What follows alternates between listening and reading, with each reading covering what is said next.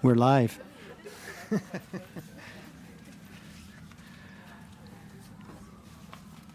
Well, welcome everybody to this panel on how IFC can support the shift to sustainable food systems, including sustainable alternatives for accessible, sufficient protein and nutrition. The sponsors of this panel are Compassion World Farming from the UK, and as co-sponsoring organizations, we have Friends of the Earth US, World Animal Protection, Sinergia Animal, and Bank Information Center, also known as BIC. And for those who don't know me, I am Lad Canal. I'm the Environment Director at BIC, and a member of the steering committee of the Stop Financing Factory Farming campaign. That campaign is a coalition of organizations which believe that public development banks, including the World Bank Group, should be leading the way on food systems transformation, including reducing the role of animal agriculture and specifically industrial animal agriculture. Our organizations are concerned about the impacts of factory farming for multiple reasons, including the impacts on climate, biodiversity, the animals themselves, health risks from zoonotic disease spread, and antimicrobial resistance. And last, but certainly not least, the impacts also on host communities and often workers in the sector. But our goal here is not only to critique and to question, but to understand and to look for solutions. So this is a solutions-oriented panel. And with that in mind, I'd like to introduce our distinguished panel. To my far left here, we have Anoop Jagwani, who is the head of Global Agribusiness for the International Finance Corporation. According to his bio, he has led scores of investment projects with strong and measurable environment, social, and governance and climate impacts. Currently, he's leading IFC's agribusiness and forestry team, and he's done work in investments, mobilization, policy, and engagement. And I guess that's why you're here today. We also have next here is Jackie Gruberski. She is a chartered financial analyst and the senior program manager for corporate and financial inclusion and engagement on farm animal welfare and protection at Humane World for Animals. Next to my left here is Michael Wuronen. He's the Director of Corporate Engagement for Food and Water at the Nature Conservancy. And then to my right, to the far right, I have Liza Makombore. She is a doctoral candidate at the Institute of Agroecology at the University of Vermont, and she has had extensive experience working in the field. She's also a board member of the International Society of Ecological Economics. And also to my right is Megan Waters. She is the Senior Policy Advisor for FAIR, which stands for Farm Animal Investment Risk and Return, the FAIR initiative. So that is the panel. We also have joining us remotely Divya Narain. She is a postdoctoral researcher with the Stop Financing Factory Farming campaign. She holds her PhD from the University of Queensland and has also been a biodiversity fellow at Oxford.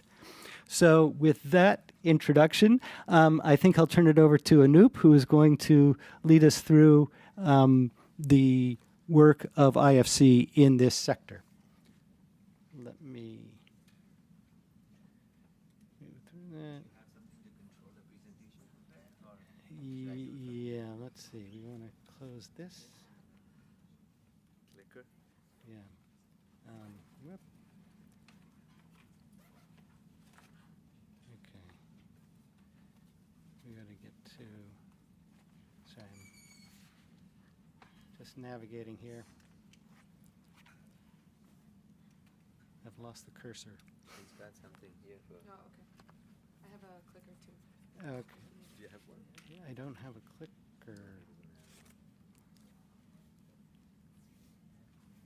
Oh, okay. Close this. There we go.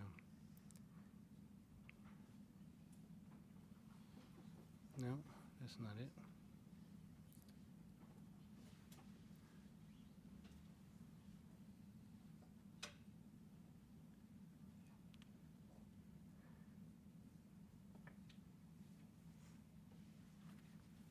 think it's this. Here we go.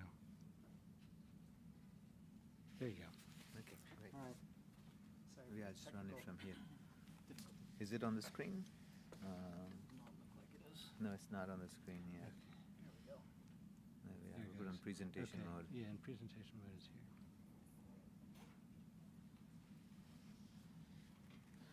Great. Thank you, Lad.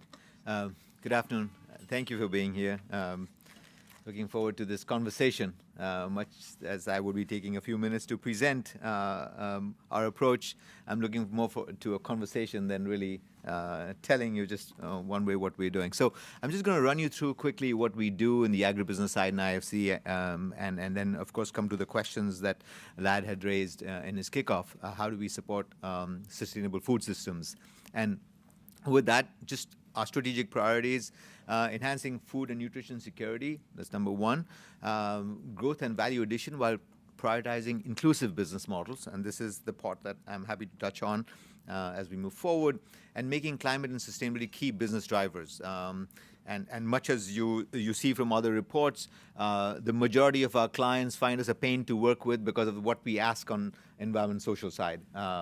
And so we have our performance standards that are really strong. We have other standards that you'll hear from me. So our current portfolio on the food and agribusiness side is diverse, both regionally, as you can see from the different areas, plus the kind of commodities that we support. So it's a range of, as you can see, I'll let you absorb that in packaged foods and beverages.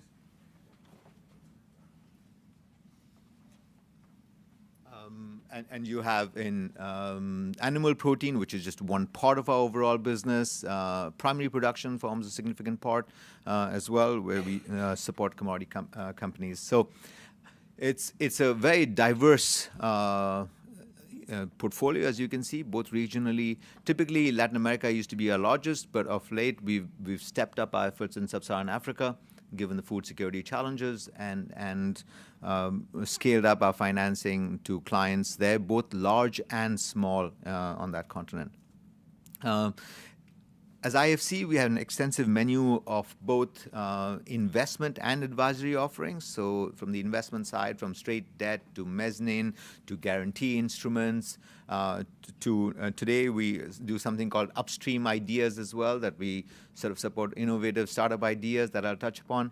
But on the advisory side, we have 4 large platforms that, again, I will talk about, but they essentially are, as you can see from their food safety, and I have my colleague Natia here, sustainable crop production, and the food safety part has a fortification as well, where we have been working, for example, with the Gates Foundation on a program to fortify foods, basic foods in many instances, salt, edible oils, flour.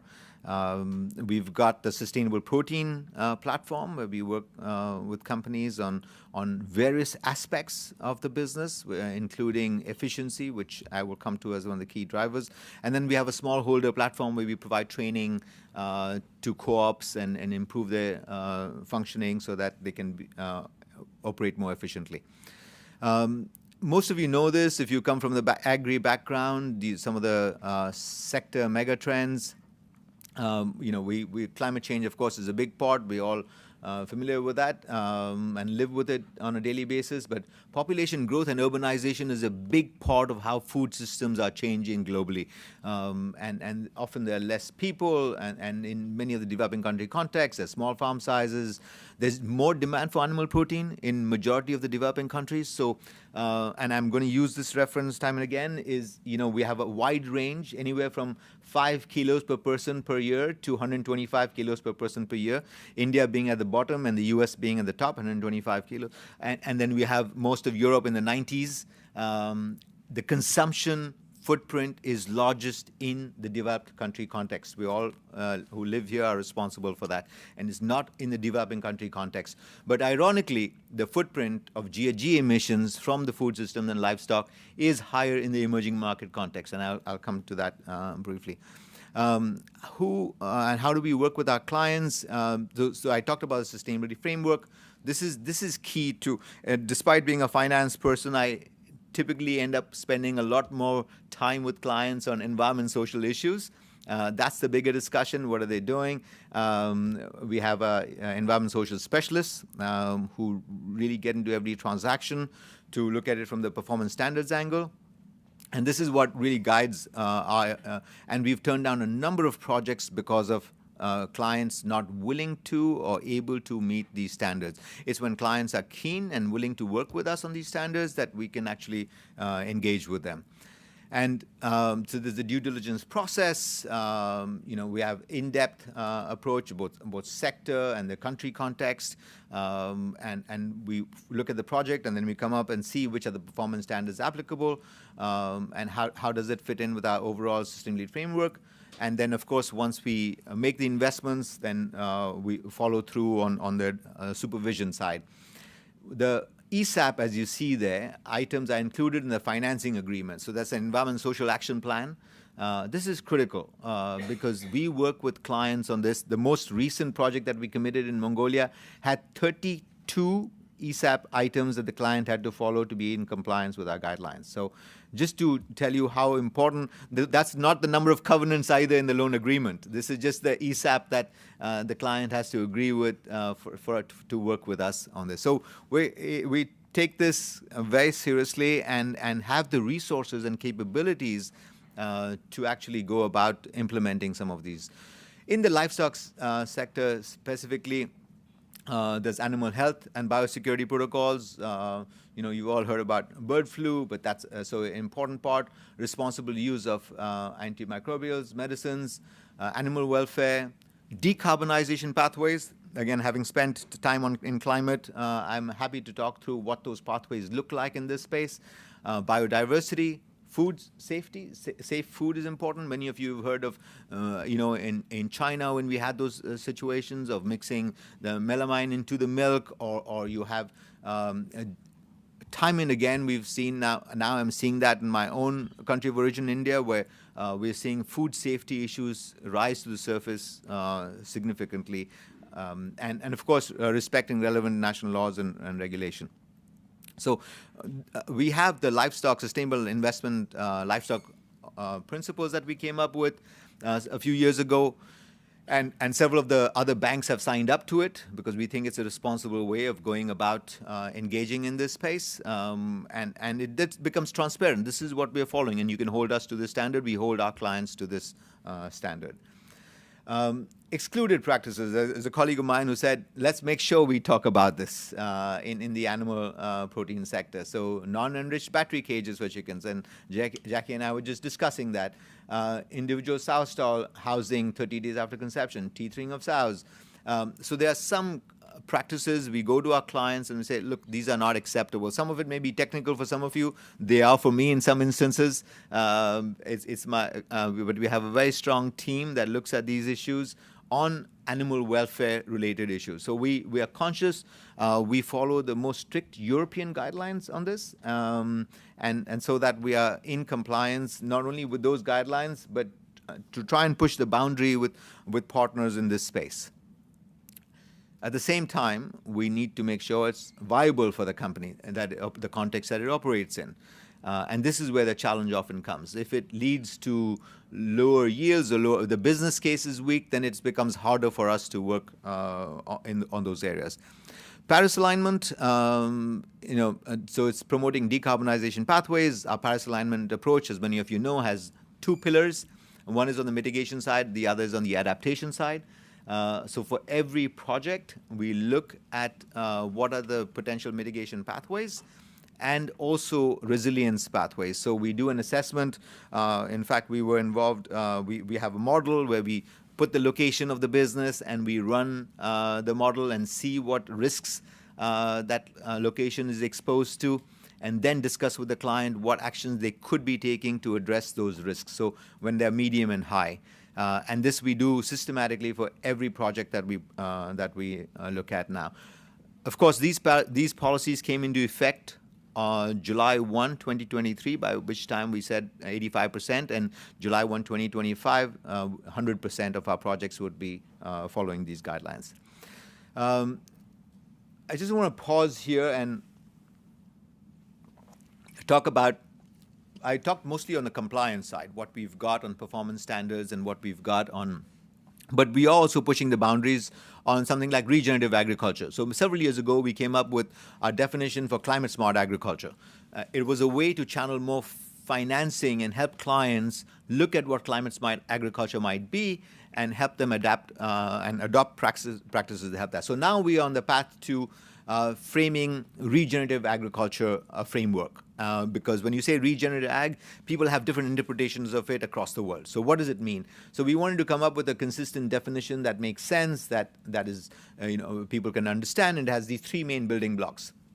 Building resilience of farmer livelihoods, restoring natural ecosystems and cycles, natural resources, and reducing GHG emissions. These are the three main principles around which we've built this framework, on which we are getting input from civil society. We've had a couple of discussions with private and public sector partners to get that feedback. And as you can see in this chart, it's a bit dense, but resilience, we're looking at increase in diversity of farm revenues, farm profitability, reducing the vulnerability to climate and environment shocks, improving food security.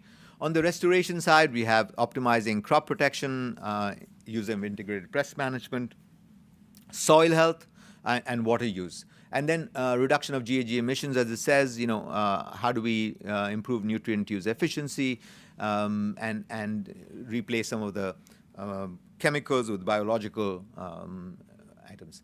So, Lad, how much time do I have? 5 minutes? Okay, good. I just want to be conscious of time, and I could keep talking about what we do in the agri side all day. But so these are the 4 platforms I touched on: the sustainable crop production, sustainable protein. Most of you know us as a financier, but we also have a strong advisory services group where we support our clients mostly on or potential clients on these issues. So we've had clients who've become investment clients after we've done an advisory with them, or the other way around, where we have investment clients and we work on improving supply chains. I have a really good story coming from Uganda about 12 days ago. I was at a farm of a company we supported, a milk processing company, and they buy from smallholder farmers. So I met this farmer, Jane. She had about 10 milking cows, a total of 15 cows. She was producing about 10 liters of milk a day. And the company, and with our advisory support, she's now up to 80 liters of milk a day. 8-fold increase. All it took was some basic interventions on animal health. So, okay, how do you take care of your animals? How do you become aware of issues before they come up? How do you plant some forage that the cows can feed on? And water, the source for the water that the cows used to walk to was far away, and you lose yield and productivity that way. And just by bringing the water close, by putting a pump, it was a loan for a little pump that was payback period was 6 months, and she was able to bring the water source closer to the cow and improve double yield. So just simple interventions that our advisory colleagues helped with the company to make that change happen, right? And that is at the core of the climate solution. I don't have a slide today, but when you look at what is needed to reduce emissions in this sector, productivity is a key one in the developing country context, right? And so that part we can come back to. This is the food safety I talked about. We've been working in this area, both in all types of clients, not just animal protein, but also whether it's a milling project or consumer goods company that's producing some foods in Bangladesh. We have a client that's worked closely with us in helping look at how they produce and look at the food safety issues in supply chain, as they had an issue a few years ago. And the third one, the food fortification, is we really think is the low-hanging fruit on the nutrition side to support populations. So diets take really long time to shift. They are cultural, country context. But if there is a way to fortify basic foods, you can address some of the malnutrition challenges that exist. And that's one we are looking at very closely and working on. And here in this one is the partnership with the Gates Foundation. on that's touching on the same subject. We have a scan guide. So this one actually helps, to get a handle on regulation in a country and as to what the impact of that regulation is. And later in the session, I will come to, this is where we seek the help of civil society in a significant way. Look at what the others are doing. You have a focus on what we are doing. That's fantastic. You make us better. But you're touching the tip of the iceberg with that. To raise the bar and to raise the standards for the industry as a whole, we need to look at regulation and policy in the country context, and not just at the one IFC project that's operating in that space, because we are already at the top of that chain. And if we want to lift the entire standard, then that's when we need to look at regulation and what the other players in the industry are doing. I talked about sustainable crop production platform. We have some really great stories around that, how we've helped a regenerative agriculture certification for some farmers with a company called Seco in Côte d'Ivoire. It was around cotton. It was a great story about how the farmers use minimum till and some of the other practices to make sure that they got this regenerative certification. But that's kind of just at the tip of the iceberg, as we say. We're just starting on that journey. And finally, the Sustainable Protein Advisory Platform. I already used an example. We have a number of clients we are working with, mostly on the supply chain side, food safety side, helping them improve yields.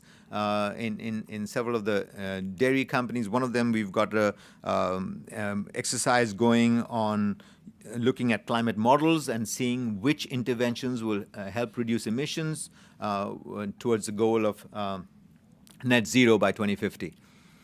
Smallholder supply chains is another significant part of what we work on, and working, again, we've developed some training for smallholder farmers, co-ops that allow for improvement of these co-ops so that they can access financing, improve efficiencies.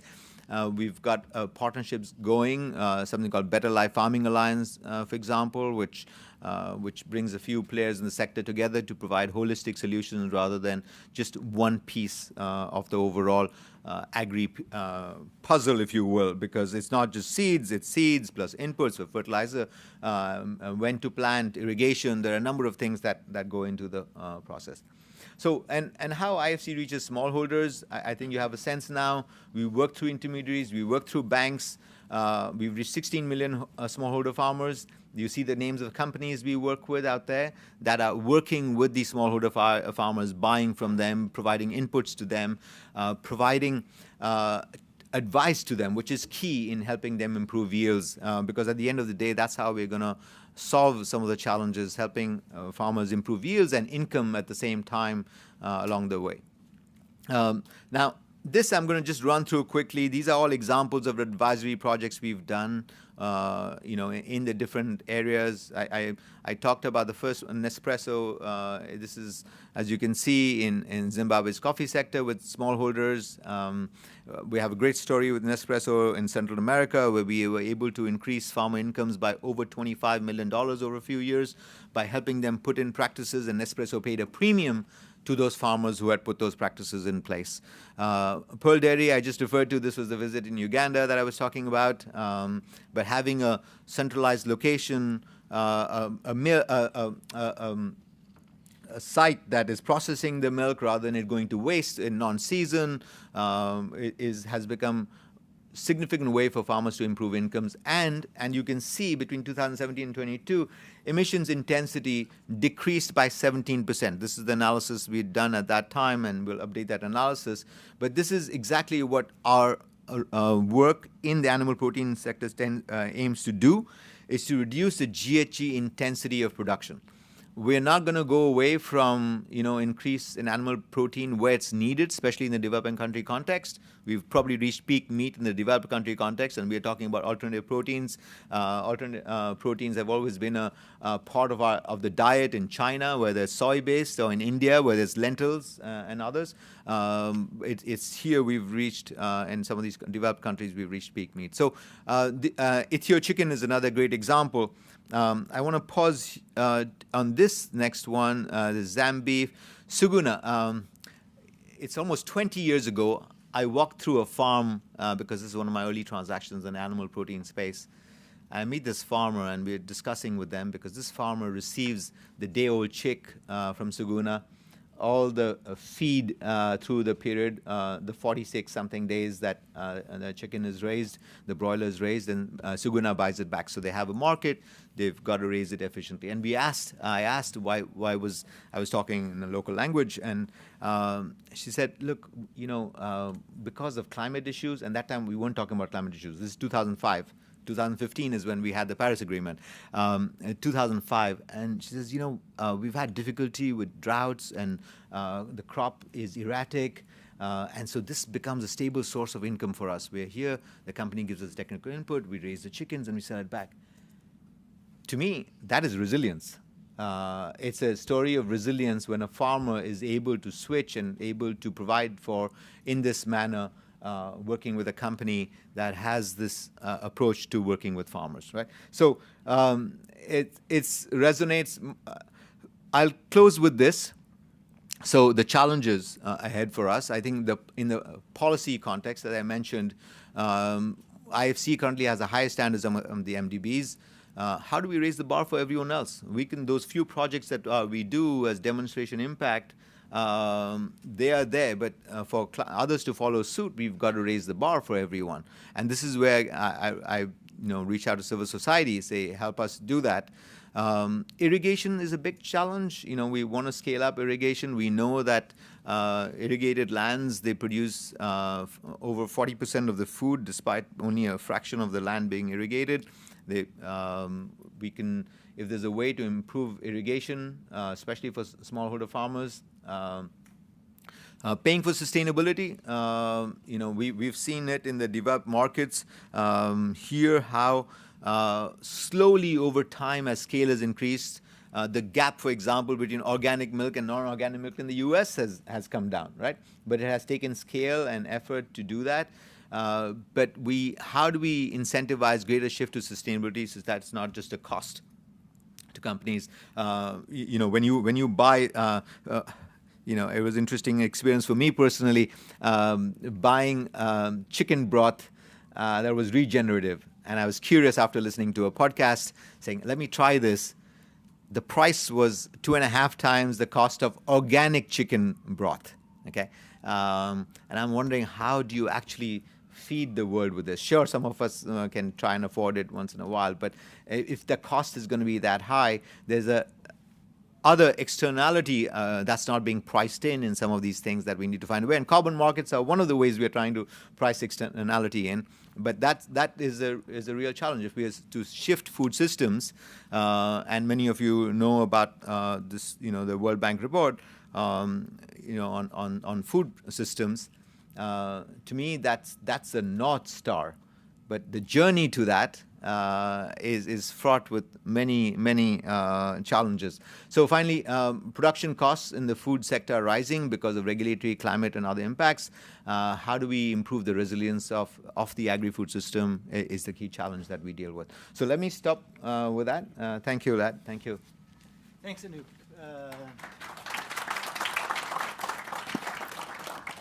Yeah, I think that was a very comprehensive presentation. And now we do have Divya, who is joining us from Mumbai.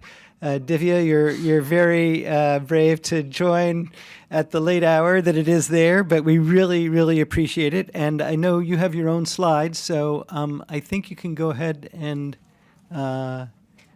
put those up. Let me see if I close out of this. Able to see it? Yep, we hear you. And are you able to see my presentation? Let me make sure I close this. We see you. I don't know. Oh, sorry, I need to share. Sorry, I forgot to share. Okay.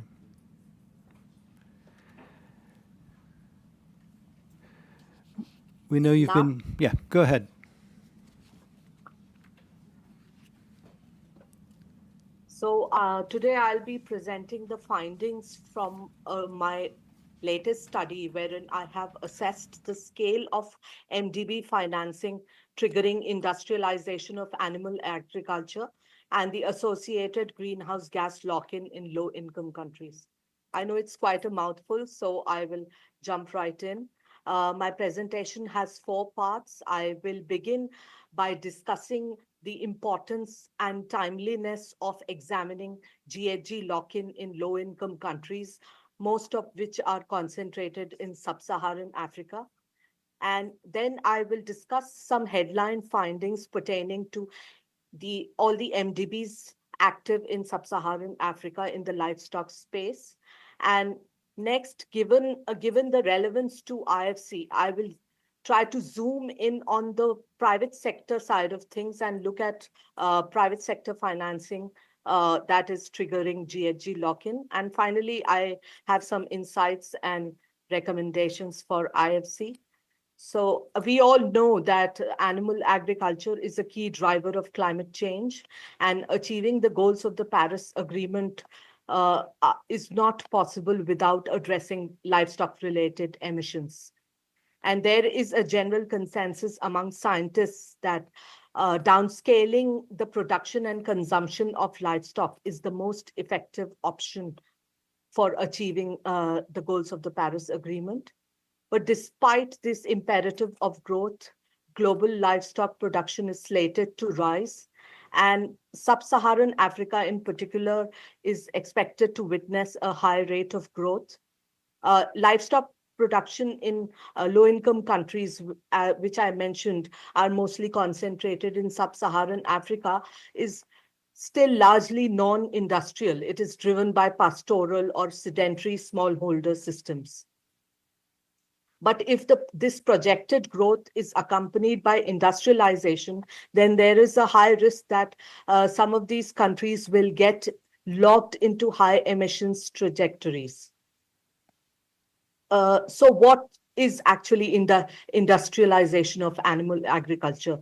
On the screen now, I have a set of characteristics that define industrialization of animal agriculture. And they basically include intensification of operations, vertical integration of supply chains, accurate control and ownership. And all this can lead to greenhouse gas lock-in. Greenhouse gas lock-in happens when there are investments in infrastructure, technologies, institutions, and behaviors that are hard to transition away from, even when there are technically feasible and economically viable options. LIC livestock emissions are growing at a very fast rate, and a Paris-compliant pathway requires them to peak after 2030. Obviously, high and middle-income countries are required to peak much sooner, but for LICs, peaking of emissions will not happen if GHG lock-in kicks in. But having said that, it is important to emphasize that GHG lock-in is not inevitable and it must be prevented. But despite this, multilateral development banks have been channeling billions of dollars to support industrial animal agriculture in low-income countries, which is incompatible with their own Paris Agreement goal. In fact, the World Bank, in its recent Recipe for a Livable Planet report, has emphasized that LICs should abstain from building infrastructure which would be hard to replace in the long run. So in my study, I have looked at these financial flows from MDBs that are triggering GHG emissions lock-in induced by industrialization. And I've also explored ways in which these financial flows can be redirected to low emissions, climate smart, protein security alternatives. So I looked at 9 MDBs that have committed to align with the Paris Agreement. And this happened way back in December 2017. So I took all the projects since 2018 that were approved in low-income countries. I was able to identify 55 projects in 9 low-income countries, all of which are located in sub-Saharan Africa. And the 3 key funders that have financed these projects include the World Bank, African Development Bank, and IFC. Now, I took all these 55 projects and I assessed them against criteria for industrialization-induced GHG lock-in. So I identified these criteria from academic and gray literature, and they primarily include vertical value chain integration, increased access to export markets, construction of long-lived infrastructure, increase in production capacity, modernization of technology, and associated skill development. So this is what I found when I looked at those 55 projects. So the headline finding is that in the six-year period between 2018 and 2024, $5 billion US dollars were invested by MDBs in livestock projects, and 30% of this funding went to projects that were focused exclusively on the livestock sector. But what is more important here is to see how much of this funding led to GHG lock-in. So almost 1.6 billion of funds pumped by MDBs led to GHG lock-in. And out of this 1 billion went into exclusive livestock projects. So entire proceeds of these projects were earmarked for livestock-related activities. But what is encouraging as well as slightly surprising is that an equivalent amount of investment was made in strengthening pastoral systems. These were the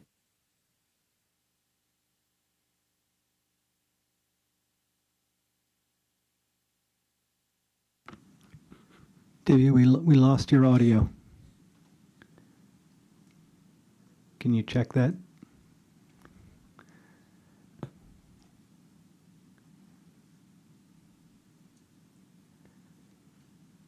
If not, you're leaving us hanging here. All right. nine projects. Divya, we just got you back. Oh, should I go back to the previous slide? Maybe go back to one previous. That would be good. Thank you. So I was just saying that IFC has invested in 9 livestock sector projects in low-income countries. And so looking at how much of IFC funding has triggered industrialization-induced GHG lock-in, 63 million USD has been invested by IFC in projects which have triggered industrialization. And here is the list. Now, so what are the implications for IFC here? We know that Anoop also mentioned how IFC is a standard setter, not only for other development banks, but also private sector banks. What IFC does today, private sector banks do tomorrow. So it is uniquely positioned to determine best practice in climate smart investment. So it is very important that IFC puts in place strict criteria for vetting projects for the risk of GHG lock-in, especially in sub-Saharan Africa, because it is important that we prevent such lock-in before it becomes a fait accompli. Because once industrialization happens, it is a point of no return. And we do not want sub-Saharan African countries to follow the same damaging trajectories that middle income and high income countries have followed. So now is the time to intervene. And in order to fulfill its commitment to protein security, IFC must redirect some of its financing that it is right now pumping into industrialization to other climate smart alternatives. So what are these climate smart alternatives? Anoop already talked about some of those. I have prepared a spectrum of these alternatives, and Uh, these represent not only the greenness of each alternative, the degree of greenness, but also how radical it might be to achieve some of the dietary shifts and some of the market shifts required to achieve these alternatives. But thankfully, a lot of them are already at the stage of commercialization, a lot of alternative proteins. Unfortunately, I did not find a single project in sub-Saharan Africa on alternative proteins or plant-based proteins that was funded by multilateral development banks.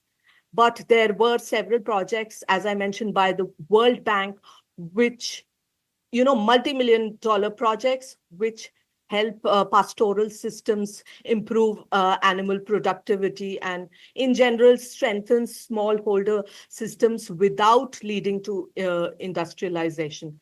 And I would like to emphasize here that it is very important for us to stop looking at food and nutrition security from the lens of meat. Just as in the energy system space, we now talk about energy security. So energy security doesn't necessarily mean coal and oil.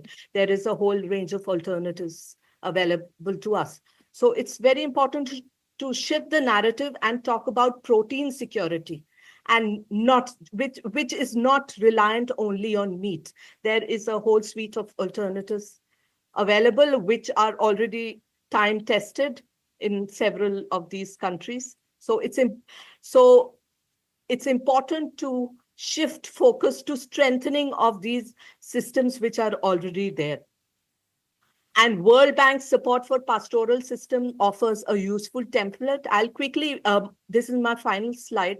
I'll just take an example of a typical IFC projects that has led to industrialization induced GHG lock-in. So IFC 7 million loan to Bovima Agri-Feed, which involves construction of an abattoir for herders, for the livestock that is being raised by herders, and then connecting it to the export market. Now, this is bound to increase production and lead to surplus production, which will be destined for export markets. How will it lead to nutrition and protein security locally is quite questionable. But on the other hand, we have this project, a template that is already there, the Burkina Faso livestock sector project that was implemented by the World Bank, and it focuses on good animal husbandry practice, improved animal health, climate resilience. So these are the areas where the funding should be redirected to, instead of the activities which lead to GHG lock-in in these countries, because it is very hard to come back once we reach that point of no return. That's all from my side. Thanks. Happy to take questions. Thank you, Matt. Yeah, thanks, Divya. We're going to keep moving along. We have now heard the IFC's perspective, and we've heard a perspective focused on the climate risks of this sector. Now we're going to turn to Jackie Groberski, who's going to speak about the animal welfare aspects and tell us if we all need to become vegan or whether we just need to pay more attention to the animals. And let me make sure you're... that was that. This is yours. So you're going to go to full screen.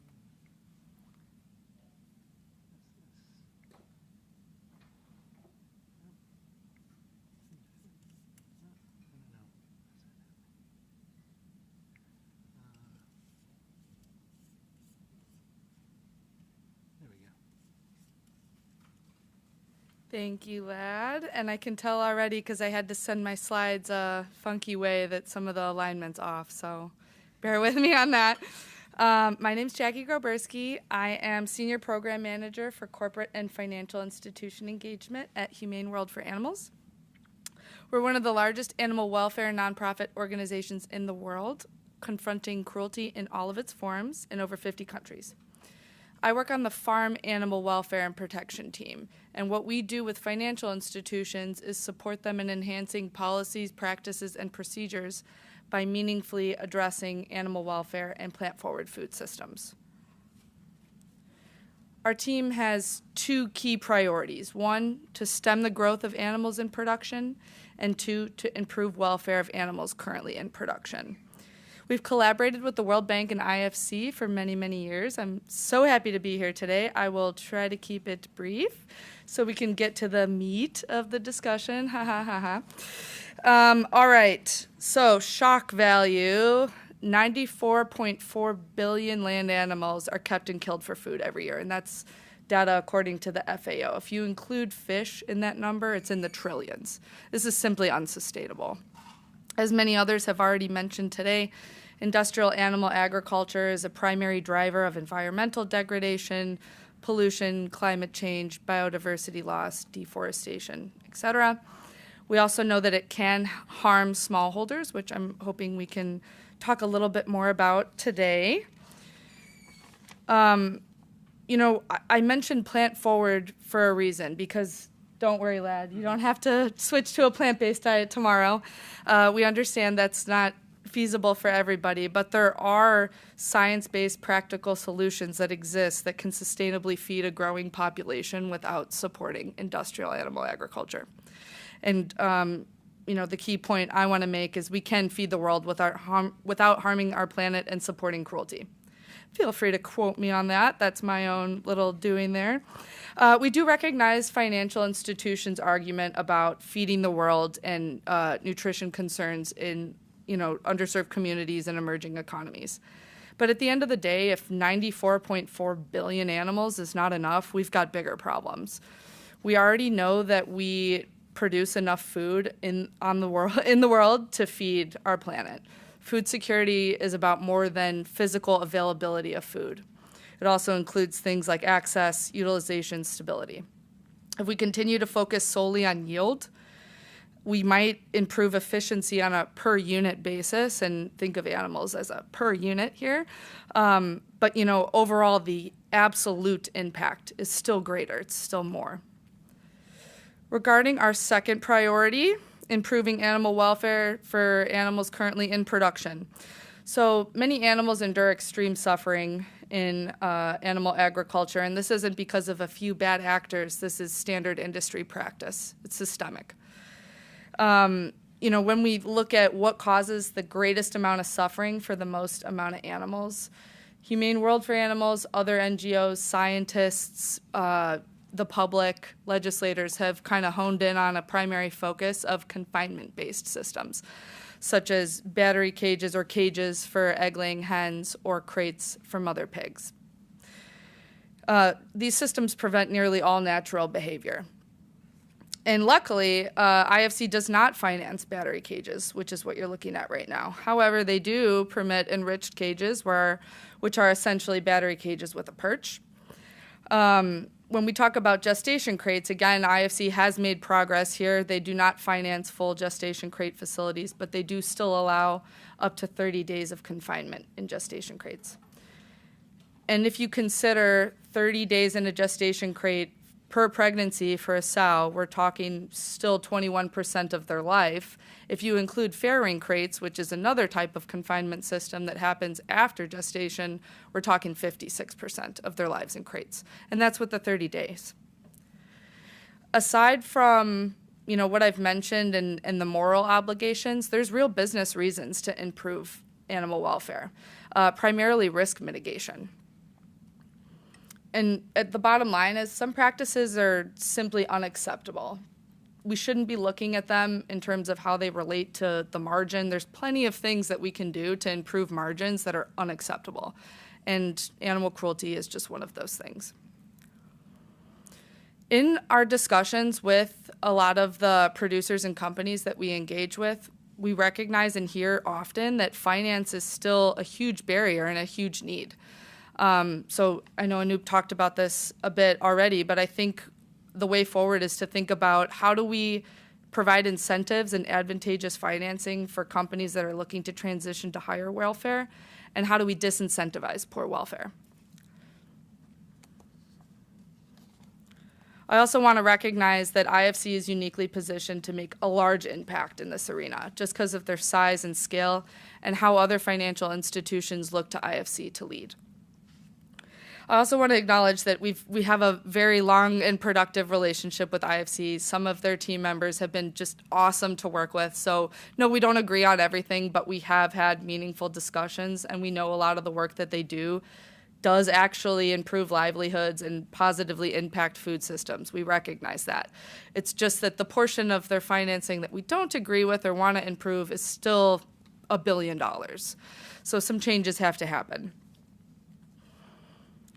So just to come back to the key point that I wanted to make is that we can feed the world without harming our planet and supporting cruelty. There are solutions. Thank you. Thanks very much, Jackie. And now we have Megan Waters from the FAIR Initiative, and you're going to give us a kind of broader view of things, right? Let's go here. Exit.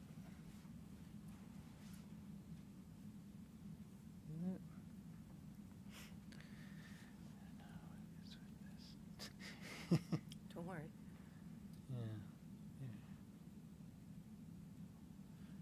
Cursor is hard.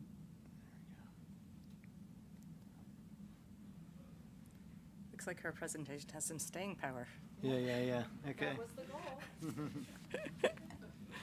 goal. Wait, will you do me one more favor and get mine up?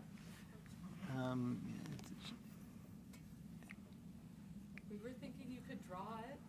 Here I am. Oh, there you go. Thanks very much. Okay. You've not seen me draw. Thank you so much. Okay, and then you get a full screen there. So full screen to where? Sorry.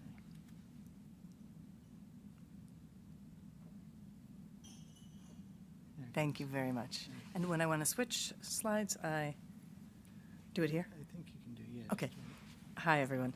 I'm Megan Waters, and I am a senior policy advisor for the FAIR Initiative. The FAIR Initiative is a nonprofit investor network that raises awareness of material risks and opportunities in the global food system. Now, I know that's a big mouthful.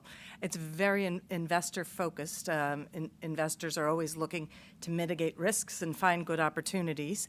And the founder of our nonprofit really felt that there was insufficient level of attention, as a person who had spent a great deal of time in the investment community, to really looking at the investment risks and also then opportunities that exist in the global food system. That the type of rigor that was put into other investments, the questions asked, the level of digging just didn't seem to be there as much, and he felt that it would be better for anyone hoping to invest in the sector to have a greater body of knowledge. So the organization engages in very deep levels of research and makes that information available to our investor members. There are about 400 investor members with combined assets under management of over $70 trillion. They utilize these materials however they wish, background reading to inform their thoughts about risks and as they make investments. Most of our members are asset owners, asset management companies, many pension funds. So let me see if I can get the next slide to come on. See? This one? There we go. Okay. So we're focused on the global food system. And then pretty specifically, we narrowed in more closely on protein supply chains. Looking at it, you're looking about, say, 35% of greenhouse gases coming from the food systems. Of that, about 60% are coming from animal agriculture, whether or not it's the feed given to the animals, the animals and their biological features as they're alive and so forth. So looking just specifically at intensive animal production, you're looking at, this is the numbers really vary. Here we're saying 14%. It's a pretty conservative number of the greenhouse gases. 77% of agricultural land is used for animal grazing and food production. 30% of drinkable water is used in animal agriculture, and internationally, globally, it varies country to country, but 73% of antibiotics sold are used for livestock. So these are a number of touch points that raised concerns about the sector as a whole creating some climate, nature, and social risks, which then, from an investor's point of view, can translate over to individual companies too deeply into producing product, creating some of these things can bump into regulatory difficulties. There's the risk of lawsuits. There's the risk of there's reputational risks. Jackie just ran through a number of those risks. So looking at it again through the narrow lens of the investor, and the investor approach that we've taken is that this is about materiality, not morality. Many of the investors do have their own moral codes as they come forward, and that feeds into what they choose to do. But we're looking here at sort of concretely where do we see risks to the sector's profitability. And this is just a handful of examples, looking at deforestation. 90% of the deforestation in the Amazon is linked to the Brazilian beef industry, and that is looking at about $285 billion in GDP losses. Water scarcity, Mexico, losses in cattle herds were up to 30% in 2022 because of water scarcity. There's many examples of that. Zoonotic disease, obviously, we're in the midst of another round of bird flu back in 2022. It was estimated that cost the economy $3 billion. Antimicrobial resistance by 2050, there's expectations that antibiotic risk could be up above $100 trillion from livestock losses, and that is specifically around antibiotic use in animal agriculture. Regulation, $100 million paid to communities in North Carolina. This is just one small example, due to the health and environmental risks of exposure from pork farming. So looking at all of those things, what we try to do is look at the full picture. We're looking at, in depth, at 100 publicly traded companies, and we're looking at the risks that any one of the companies come up and down the value chain. So obviously one risk that you face is if you're producing an animal-derived product, and then there's a sudden shift in your consumers, whether it's the companies to whom you sell this product have now stronger commitments on antibiotic use or on greenhouse gas methane production, whether they're seeing a shift in their end consumers with concerns about animal welfare, individual nations, so you can actually see it in the form of trade barriers. So we're looking up and down the supply chain, as is common practice when doing a thorough job of risk analysis from an investor perspective. Just quickly, this is sort of, it goes in, each of these has many subcategories. I'm conscious of time, I won't go into them, but we really are looking at a 360 of different factors where we see these risks. We also see some opportunities. We see some opportunities, as mentioned earlier, in some protein diversification, and also obviously in sustainable agricultural practices. The more individual companies, the sector as a whole, governments through regulation, reduce the extent to which some of the most egregious damages from the sector are brought under control, that mitigates that risk. And as individual companies step ahead of others, that makes that particular company more attractive. If a given country does that, it makes companies in that country, more attractive. Just very quickly, I'm going to run through a couple examples. I'm not going to run through all of them. Here's a climate one. We have a thing called the Climate Risk Tool. They did an analysis on 40 large animal protein firms. They determined that you could see a loss of $1.3 trillion in cumulative losses by 2030 for 40 of the biggest livestock companies as a result. So this is not the damages they might face in terms of lost opportunity to have markets because of not getting their own greenhouse gases under control. This is more systemic if collectively more isn't done in this space.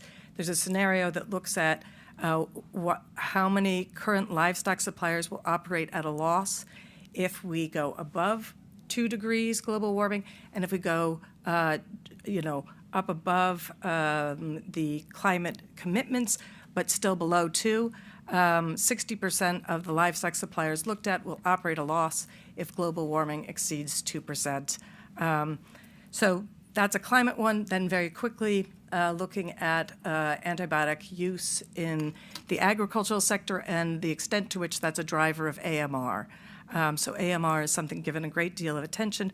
This past fall in September, there was a high-level meeting at the UN General Assembly, a high-level meeting on antibiotic resistance. There's increasing focus on the fact that 75% of antibiotics globally are given to food-producing animals. As they breed antibiotic resistance to them, which happens every time antibiotics is given to anyone, human or animal, there is some risk that pathogens will become resistant. The more often it's done, the greater this risk. As these are fed to animals, you see antibiotic resistance in the animals, which then does result in some losses to companies that raise those food animals, but also there is the risk of it spilling over and those antibiotic pathogens coming to harm humans. You're looking at about 5 million people a year currently who die of antibiotic resistance. You have a section of them, about 1.3 million who die directly from antibiotic resistance, and the rest who die with it as a significant cause. So there's been general calls from the World Health Organization and others to really seek to reduce antibiotic use in the animal sector. The IFC is calling for that the grants that they give, among the things Anoop listed, one of them is of not using antibiotics as growth promoters. That's a really important baseline. It would be great if the whole world moved toward it. There are companies who have committed. There are investors who've asked companies to commit. There are consumers who've asked companies to commit to something higher than that, which is to stop using antibiotics prophylactically. Use it on animals when they're sick, but don't feed it to healthy animals so that they can just live their lives. To do that, you're going to have to switch in many cases to higher animal welfare conditions because they can stay healthy if they have enough space and enough stimulation and clean enough spaces. But if they are in tight, confined quarters, it's not possible for many of them to exist without having to have antibiotics given to them on a routine basis. So then just very quickly, some of the losses, you can see them up there, but by 2050, the expectation of up to a 3.8 reduction in annual GDP coming from antibiotic resistance, the 100 trillion in economic losses. But then the last two I want to touch on quickly is 11% loss in livestock production in lower income countries, and 6 to 9 in middle and higher income countries. So it's the sector itself that will also experience some direct losses. And the annual livestock production losses could equal consumption needs of 2 billion people by 2050 if we don't begin to get this under control. This just touches on, how it gets into the environment and from the environment harms our water supplies, harms humans, harms wildlife. And then just very quickly as one more, pollution from the sector is a key driver in biodiversity loss. If we exceed the planetary boundaries, just the same as we face with climate and the Paris Accord, it's life-limiting for humans. And the contribution that the sector is putting into this, 50% of freshwater biodiversity loss can be attributed to food systems.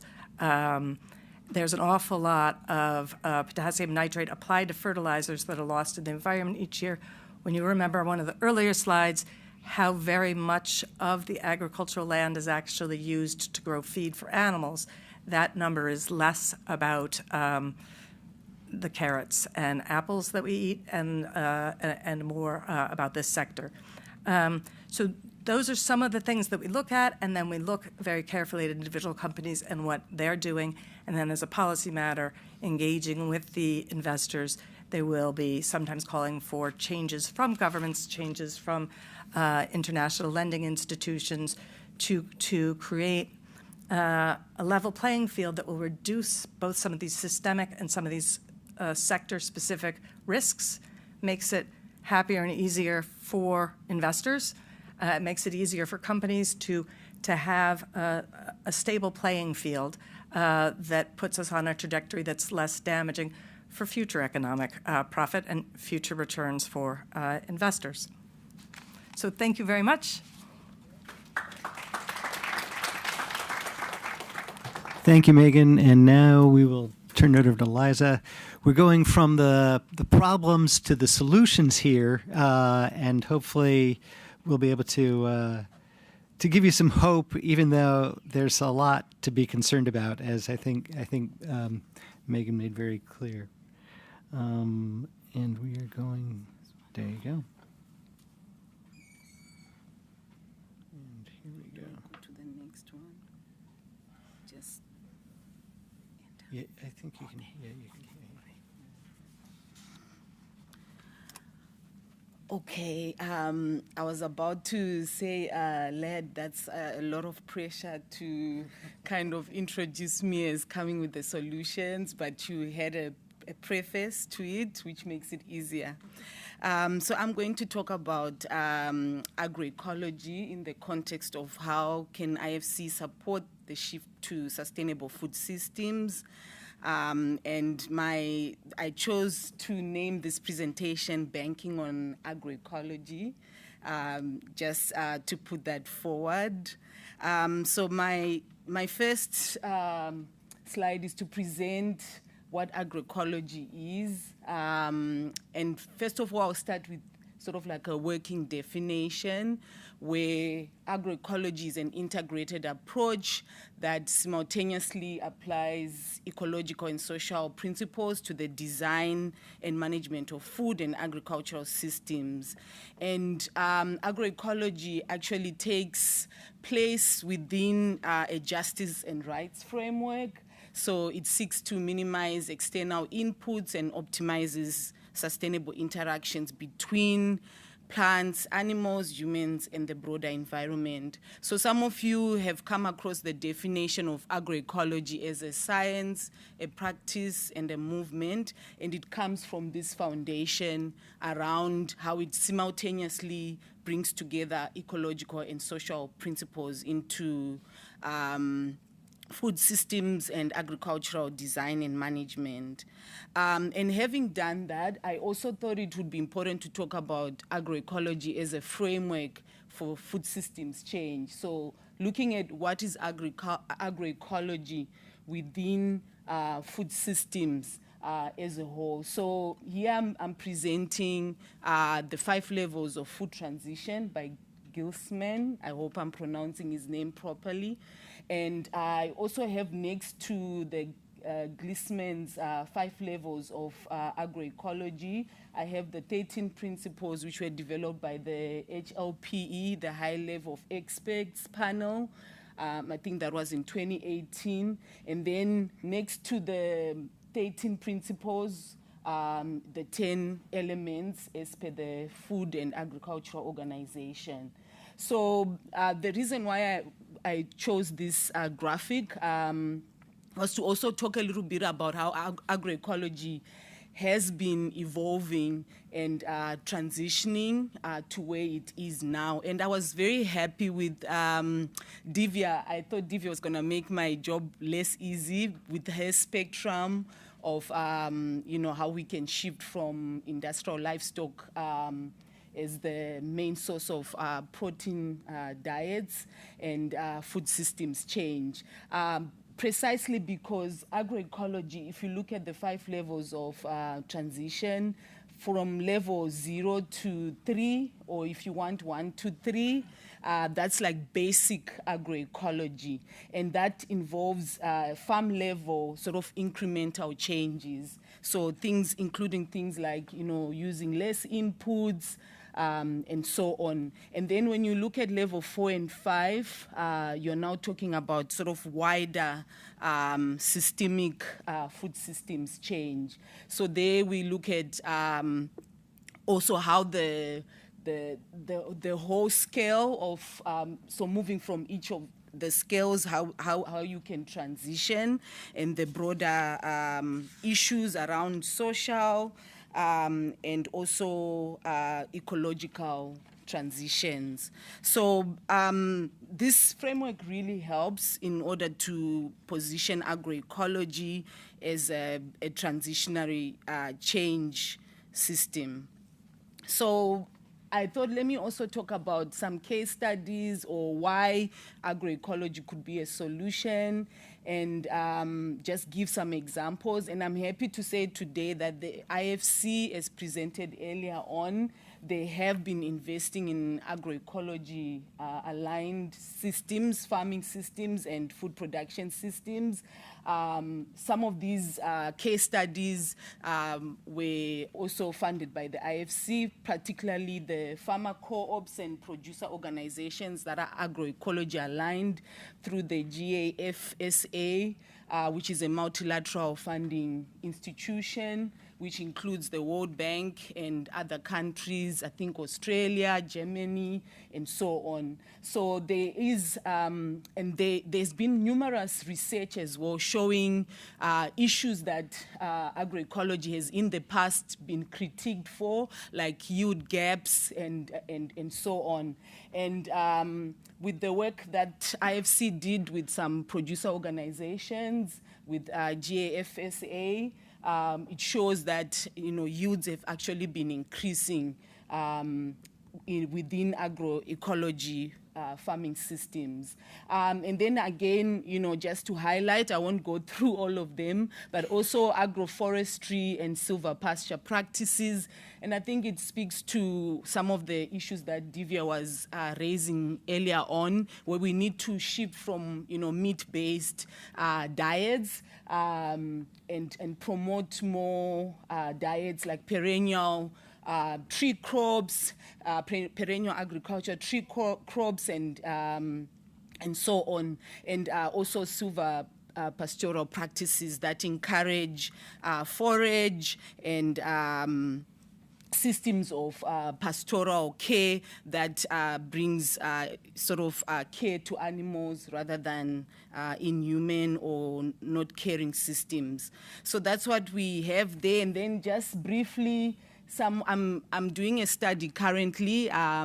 It's still underway, where I'm looking at also multilateral development finance and the relationship with agroecology. And some of these recommendations are still on their way. I haven't yet finished the second phase of that project. The first phase is to speak to MDB executives and hear how they are relating to agroecology. The second phase includes assessing MDB-funded projects for agroecologicalness using the agroecology finance assessment tool.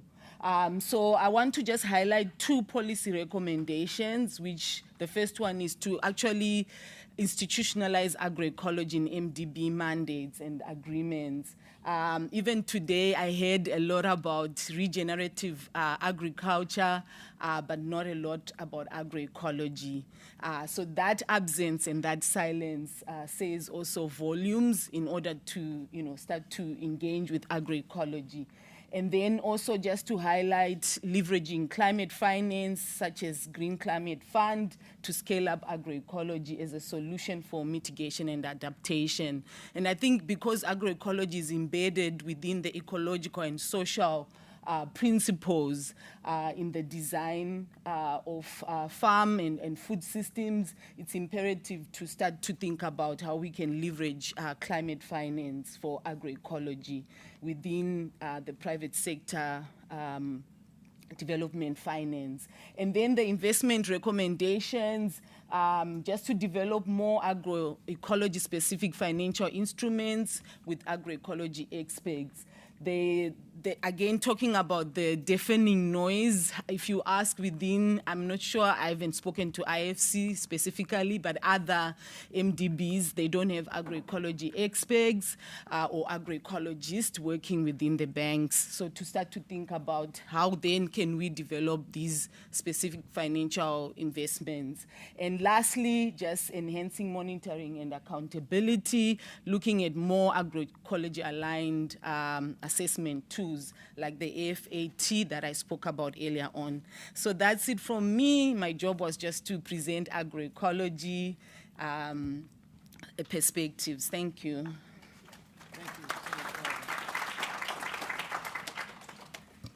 Thanks, Liza. That was great. And we're continuing with solutions with Michael Waronin with the Nature Conservancy. And I understand that Nature Conservancy focuses on regenerative agriculture. And maybe you can give us a little bit of the distinction between regenerative agriculture and agroecology, and what the overlap is. I knew I was going last and that you'd be bombarded with information, so I spared you all with slides, and I'll keep statistics to a minimum. But I actually think it's important to kind of cross some of the very, I would say, different narratives we heard today. Anoop pointed out, I think very astutely, that the single biggest predictor of greenhouse gas intensity in agriculture is productivity. So for better or worse, some of the most intensified systems are actually some of the most efficient systems from a greenhouse gas perspective. At the same time, we also heard that they come with significant trade-offs from animal welfare, and that's a great conversation to have, because farms do not exist, industrial and non-industrial, agroecological and non-agroecological. They're a wide spectrum. Not all pastoral and grazing systems are native. Not all pastoral and grazing systems are well managed. Not all high productivity systems are rife with animal abuse. And I think it's important that we unpack this, because it's in these intersections and in these trade-offs where you start to actually find some really interesting opportunities for solutions and for investments that can really drive change that is, in some cases, a win-win, not only for the environment, but for producers and for animals. And I'll give an example here, because we did a comparison of life cycle assessments published across the last 15 years for beef systems around the world. And there was a common thread that more productive systems, so systems where animals are putting weight on consistently, they're being slaughtered younger, are less greenhouse gas intensive, but there was a lot of variation. You had very well managed intensive pasture-based systems that had quite high productivity, and you had more intensive systems that were not delivering. And I put that there because it shows the solution space that we can find. And I'm going to give an example from one of the more intractable challenges that we face, which I can't remember who it was before that pointed out that the single biggest driver of Amazonian deforestation is beef production. So, in fact, one of the single biggest contributors of the agri-food system to climate change is, in fact, land use change and deforestation and conversion. It's also enteric emissions, it's also fertilizer use, nitrous oxide, et cetera. But that one of the largest wedges is this land use footprint. In the state of Pará in Brazil, which is enormous, it's the size of multiple Western European countries, it's got the second largest herd of cattle in Brazil, 26 million head of livestock in Pará. It's also the single biggest hotspot for Amazonian deforestation. Interestingly, if you operate a cattle ranch in Pará, by law, you are expected to keep 80% of your property in native vegetation and only use 20% for production. You ever visit a ranch? They almost never meet those numbers. The other thing you'll notice when you go to Pará is that most ranches, they're extremely low intensity. They're grazing-based systems, but they're not native. They were forest. They're now planted brachiaria, these other African grasses. And they maybe have a typical stocking rate of about 0.7 animal units per hectare. Those cattle make it to slaughter after 4 or 5 years. When you have dry spells, the ranchers are just hoping basically to keep the animals live long enough until you actually get rain and you can have an improve in your forage bank. Research has shown and demonstrated economically that you can raise the stocking rates of these extensive systems to something like 3 animal units per hectare. That's not by confining them in barns and feeding them a bunch of concentrates. That's through improved grazing management. It's through silvopasture, which helps actually increase cow comfort through lowering local temperatures. It's through improved forages, improved genetics, through a whole suite of known solutions that are on net better for both the producer and for the animal. What can you do if you can suddenly drop your, basically use a quarter of your land to raise the same number of cattle? Well, by my calculation, you can revegetate an area that's about 1.5 times the size of Greece. So 180,000 square kilometers of potential land that legally should be in forest and is not, that can be revegetated. It can potentially generate carbon credits that provide an additional producer incentive. It can allow for a less extensive grazing system, which, yes, it requires investment. It requires fencing, traceability, improved inputs. It requires farmer training. But it also means you're moving cattle over a smaller area.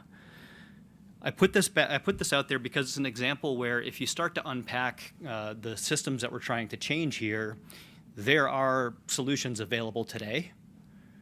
They require investment. They require financing. They don't all look like, some, I guess, pastoral ideal. We're still talking here about management-intensive grazing on non-native grasses in an area that used to be the rainforest. But that's also called a livelihood for a lot of people, and it's meeting demand that's extremely, that is not going down. So I put that as one example, and I will kind of have one closing comment before we move into the discussion, because I thought we were going to have some time for that too here. I think the really important piece that was framed at the beginning of this session was this notion of the food system. And so when you look at solutions in isolation, you fail to kind of see how these pieces fit together. We know we lose something like 20% of our food to food loss and waste. We know that there are parts of the world, including where we're all sitting right now, that overconsume protein, animal protein. We know that there are parts of the world where people underconsume animal protein. There's a lot of slack in the food system. It's an extremely efficient system. I mean, one thing that's wonderful about livestock is they'll eat things that will not be eaten otherwise, and they can be grazed on native rangeland, and they can actually provide a whole number of ecosystem services, traded off against things like climate impact. But the fact that when this whole conversation was framed around a food system, I think was really productive, because it allows us to not say that the silver bullet is we all go vegan. The silver bullet is we have super intense factory farms, that spit out the world's most efficient meat with, forget all about animal welfare. I think by framing this as food system, it opens up a lot of space for looking for real interesting innovations and wins that can be financed with the right safeguards, with the right conditions, and with the right oversight in a way that can actually drive productive improvement in our food system. So thank you.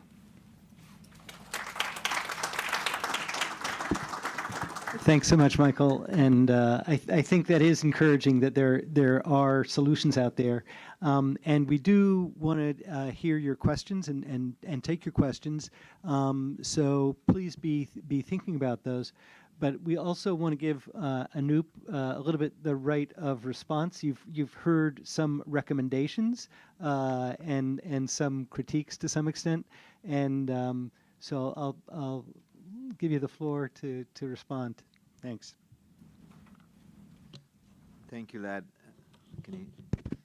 Thank you very much. I made copious notes here. So look, I appreciate this dialogue, and that's the first thing I want to say is we're aligned on the North Star. We are aligned on what needs to be done. I don't think there is disagreement on that. We want to address food security. We want to reduce the negative impacts that agriculture has. We want to bring in more efficient systems. We want to take care of smallholders. We want to have better nutrition. We want all of these things, and we want to reduce the negative impacts. So I don't think we are not aligned object. That's why I like to engage in these conversations, because I know we are aligned on what we want to do together. But I think I want to take it backwards a bit from what Michael started with. And the word I was scribbling along the way is context-specific solutions, right? So when Michael described the couple of situations, we all, one of my podcasts that I learned from is How to Fight a Factory Farm. And in the U.S. context, how these factory farms came up in Iowa over time, and how the small farmers were impacted in that process, right? At the same time, I've seen over the last 20 years the shift that we've seen in the food systems. The whole foods movement is has happened over the last 20, 30 years. It's a shift away from the regular agriculture. We want more organic. We want more regenerative. So I think we are seeing a peak and then a shift away from there. But the context becomes important, because when we go and do a project, Divya had put out a project on Bovima in a $7 million project in Madagascar. It was a World Bank group intervention to help get them better prices for the cattle. So to help them improve yields and get cattle. So to the point of improving the system, they're out in the pastures, they're grazing these cows, but they don't get to the biosecurity and the weight gain that is needed for them to export these products. So we put in a system, the feedlot, that helps, just a small intervention, and Divya was comparing a 7 million project with a 150 million project. I thought that was very different. But the 7 million project was just for that feedlot and the abattoir that has good biosecurity protocols so that it can be exported and you get better income for the farmers there, right? That was the goal in that kind of project. The country wanted it. The country worked with the World Bank to put in regulation on that. It's hard when I put that to you in that format and say, would you not support a project that helps improve farmer incomes, help them improve, bring in technology so to improve yields and better management of biological products at the end of the meat is so. And the other piece I want to talk about, since again, having spent a fair amount of time, what is a just transition, right? We all talk about just transition. I talked about the meat consumption in the developed markets and the developing countries. There's a huge gap in general, right? We know in most cases that for nutrition we need the animal-sourced protein, whether it's milk, dairy, or poultry, or what it might be. So we've got to find ways that we help the developing countries adopt more efficient practices, and that's where we see our role significantly, right?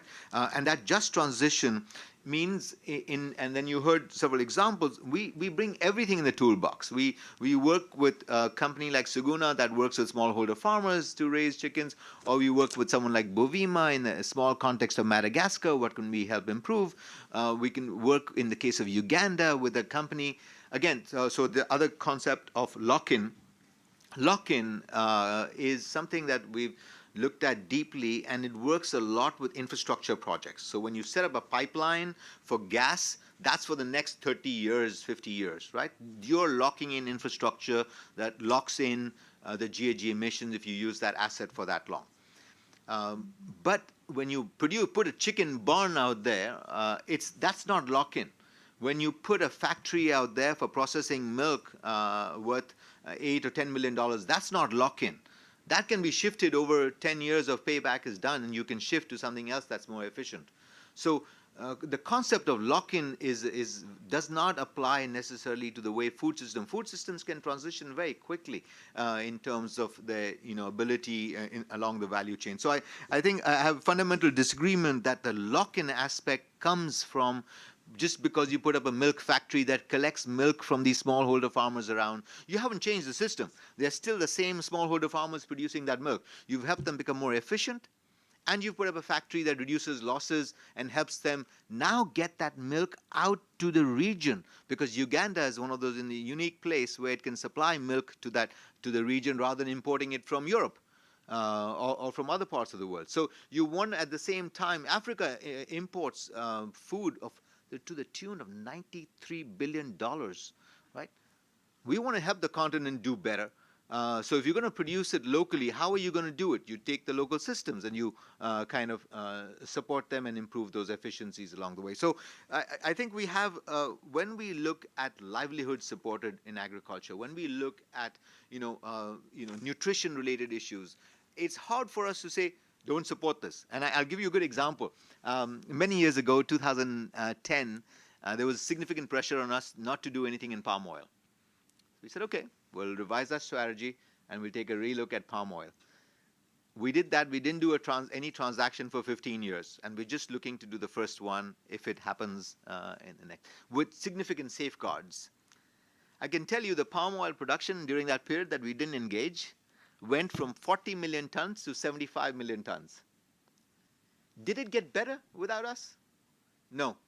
There was RSPO certification didn't increase. Our engagement would have raised standards and would have made the production processes better. So I would ask you, civil society and other colleagues here, if we engage or not makes the difference of what standards are applied. So it's important for us to engage rather than walk away from something that is so important for us to engage in, right? So so finally, I want to just close with the challenges exist, and I think we know that the diet is shifting in many countries, where in some cases from peak meat, the meat is reducing, in other places increasing. The lock-in is from the human habit. We find it hard to shift our own habits in what we eat. That's, I think, is the biggest challenge. Let me pause there. I'm happy to take on more specific. I have a few more thoughts here. Let me pause there.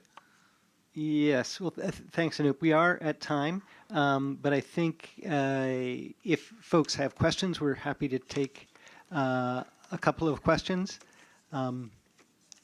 Yes. Here.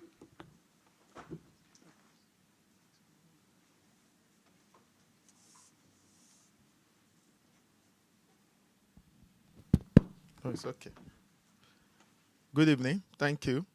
IFC man, thank you for your presentation. I think we can, all the presentation we like to share with us, so we can at least look at it. And Jeremiah Akinshele is my name. I'm from Nigeria.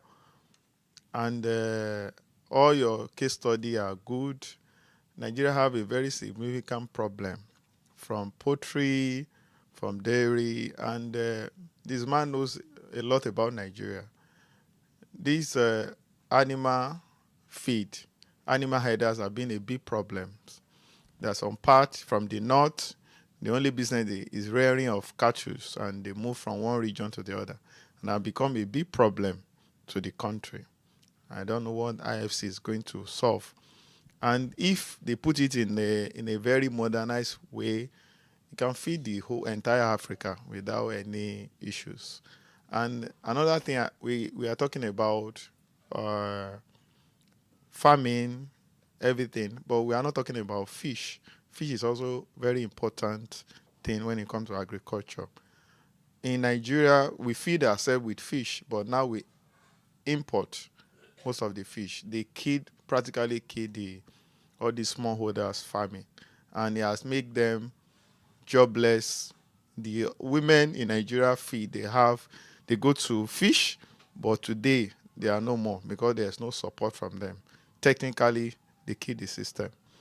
And when it comes to poultry farming, in the last 4 years, poultry farmers, I'm not a farmer, I'm not a poultry farmer, but I think I can count about 50 big poultry farms that have shut down in the last 4 years. Big poultry farm. And the prices of our poultry, the chicken, has increased by maybe 300 or 400% in the last 2-3 years. The feed costs have increased. And we can grow this. The maize has increased, the major feed miller have increased.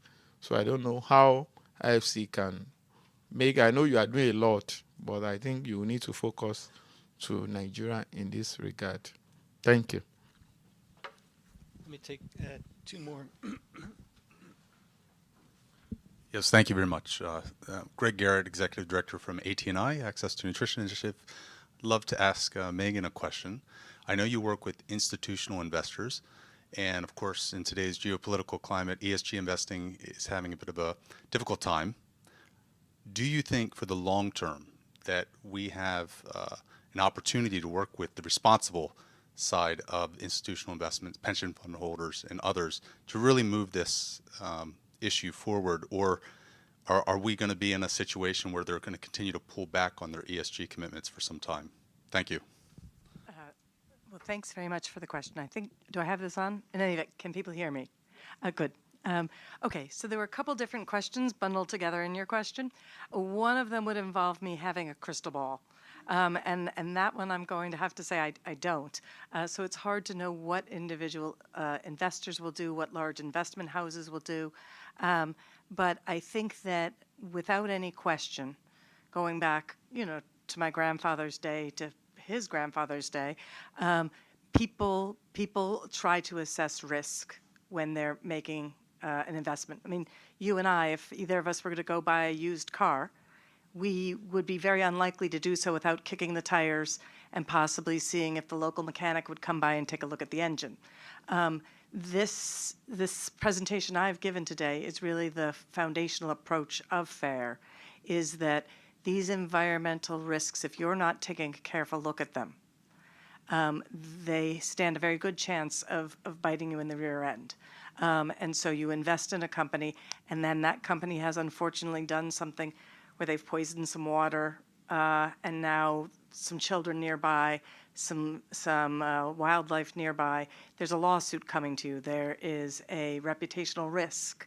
If you're not paying attention to supply chains, like right now, as is happening with eggs, there's more and more clarity that the extent to which bird flu has now become endemic in wild bird populations means that it's not going to be every few years it might sweep past your country and you figure out what to do about it. So there's been a huge increase in interest in alternative egg production from companies in this past year, because people worry about food security and people worry about supply chains. So I think good old-fashioned regular investment aversion to risk is going to have people continue to look at these things, even if they speak about it in different terms, and even if it becomes somewhat politicized in some quarters.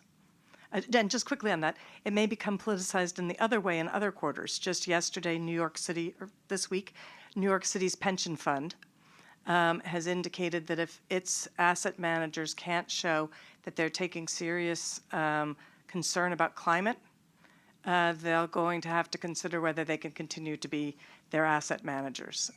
But in general, the trend is, as you've pointed out, around ESG right now. I'll just pick up for 1 second there, which is we've seen a lot of companies that we work with. Many of them have had 2025 targets, and so they're going through an exercise of setting their 2030 targets. We've seen backsliding on things like diversity, equity, and inclusion. That's not surprising. We haven't seen as much backsliding on environment, but we've seen, to Megan's point, a lot more companies setting supply chain goals around resilience.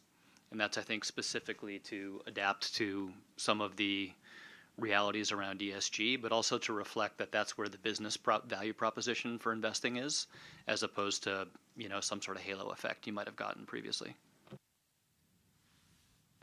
Thanks, Michael. Go ahead. Okay, thank you. I'm Jackson Shah from Kenya. I'm a Maasai. I think we are related to the Fulani who transfers Nigeria. I think we transfers Kenya. And coming there, my question, actually, before I go there, let me appreciate the wonderful presentations. There's wide knowledge and ideas that we can actually tap in order to improve food production in our areas. But the question that I have is, as I appreciate the ideas, but where am I? When I talk about where am I, as a local person from the village level, because most of our ideas we discuss here, they'll trickle down to them. As we plan protection of animals, nature protection, but down there, we find a person down there, through policy frameworks, they end up suffering rather than being protected. Let me just bring this idea this way. There was a project funded by World Bank in the energy projects in Kenya. It was a big project to benefit the country, and it has a national interest. But the local interest was never taken care of. And the community affected was subjected to poverty. And now they are languishing that poverty when Kenya is gaining a lot of benefits from the geothermal project. And therefore, my question goes to IMF, World Bank, and anybody else who can play part in protecting the so-called the traversers of our countries, because they are becoming a problem. If they are not a problem, they are not considered, they are not in the fray, they are not in the play. They're just spectators or not affecting them. And therefore, how can we bring them to the level, involvement, engagement, and also consulting the ideas and see what is productive and helpful in shaping our tomorrow, our future. And this is where I ask the World Bank not to just listen our national governments in policy framework. For example, there's a new policy in Kenya for vaccinating all animals in Kenya. What about the people who doesn't want the animal vaccinated? Suppose they don't understand what's the vaccination for. This is where we end up bringing a big problem of even reducing the food production in our country. As we look for financial benefit, but at the same time, we impact the food production in our localities. Thank you. Thanks.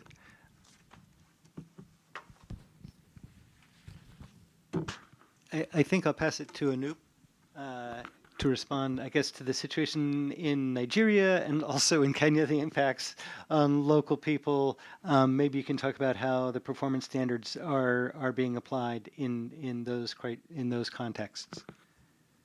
Sure. Thank you. I'm not sure I have all the answers of the bank project on energy side, but I can assume what we do follow in our guidelines is what we call FPIC, free, prior, and informed consent. So any project that we consult with local communities if they're impacted by the project, it's a part of our requirement. And we often have our social specialists get out there when we see that as an issue to address some of those challenges. So I cannot speak for this project, the World Bank project, what the particular situation is. I'm not aware, and maybe best to raise it through, there are channels for raising this to the World Bank, through the portal where they disclose the project. They will have information on how to contact them to get your voice in there as to how you're impacted by it. We have that in IFC projects. We have something called the CAO. People who are impacted by IFC projects, they go and through the CEO have a mechanism that's independent, that reports directly only to the president, and it does not connect with IFC management for any grievances that are received. And they look at those grievances and see the merit of those grievances and then respond to them. So there is a similar mechanism on the World Bank side, the public sector projects that I'm sure is open for you to explore. To Jeremiah's question, so Nigeria is a really unique setup. I remember doing one of my early projects on the agribusiness side there, supporting a poultry project. One of the company we supported from South Africa expanded in that part. And you're right, Nigeria has tried for a while by banning imports to produce locally, whether it's poultry and other aspects. So, but a lot of it, the poultry would make its way through imports from Benin nearby, smuggled in. But that protection allowed for local farmers to be able to produce competitively. The cost of production is typically higher, so when you import it from places like Brazil, it's much cheaper.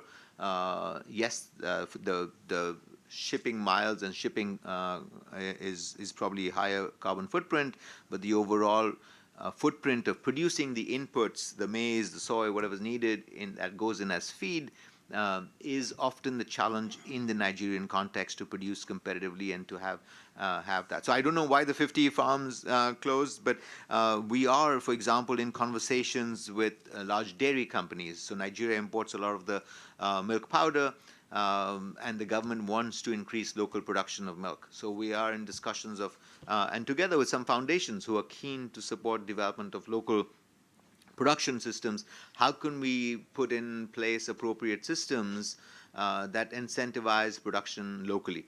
We as IFC support viable private sector companies. So we can only come in to support a company when it's got a viable business model, a business plan that looks reasonable for us to support.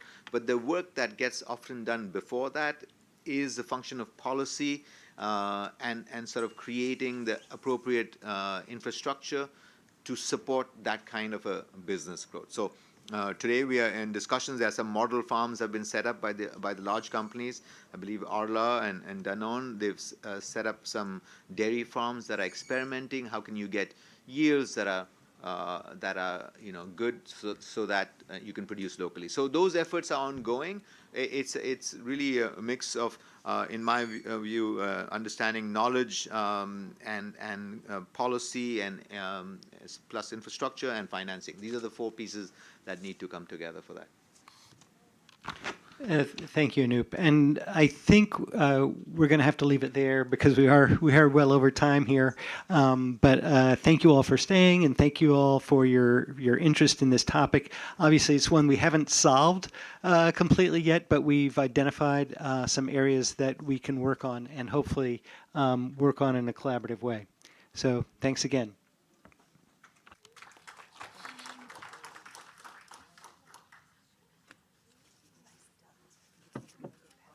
It was a great panel. Yeah. It was a great panel. Yeah. We're not going to solve it. Yeah. Just now. Yeah. It was maybe we were too ambitious. Hi there. Hi.